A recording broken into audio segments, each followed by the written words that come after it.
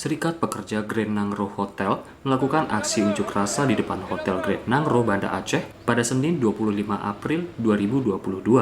Aksi tersebut dilakukan sebagai upaya penolakan pemutusan hubungan kerja atau PHK secara sepihak oleh manajemen hotel terhadap 7 anggota pengurus Serikat Pekerja Grand Nangro Hotel.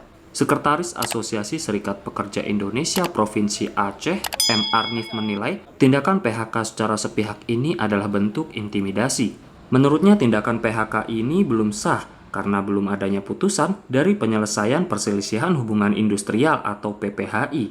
Di PHK ini adalah pengurus inti serikat pekerja, maka larinya adalah terkait dengan kebebasan berorganisasi, kebebasan berserikat.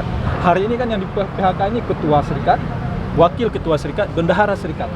Ini kan pengurus inti.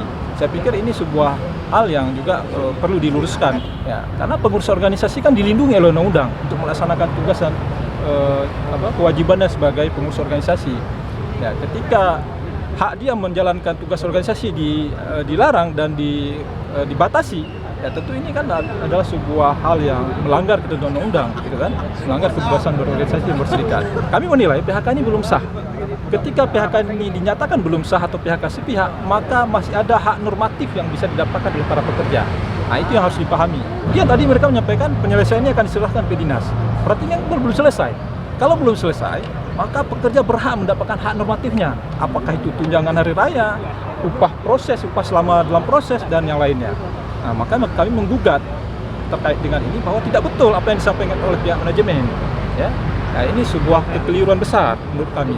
Karena PHK yang sah itu adalah ketika sudah ada putusan PPHI. Di sisi lain, pihak manajemen Grand Nangro Hotel, M. Ali Daud mengatakan, perkembangan hotel selama masa pandemi mengalami penurunan yang sangat drastis, terutama dari segi anggaran, sehingga sampai saat ini ada beberapa pembayaran yang masih belum terselesaikan. HRD Grand Nangro Hotel itu juga mengatakan pihaknya tidak memandang ke arah lembaga, melainkan melihat dari sudut pandang tenaga kerja, karena hingga saat ini masih ada 30 orang anggota serikat yang masih bekerja.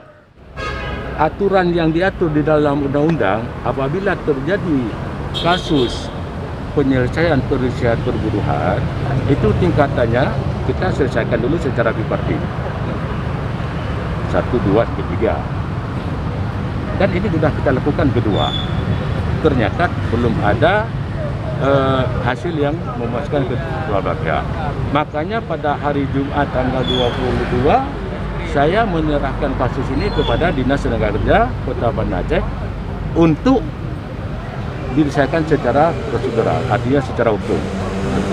Dari Banda Aceh, Ahmad Nursalam, Nukilan ID.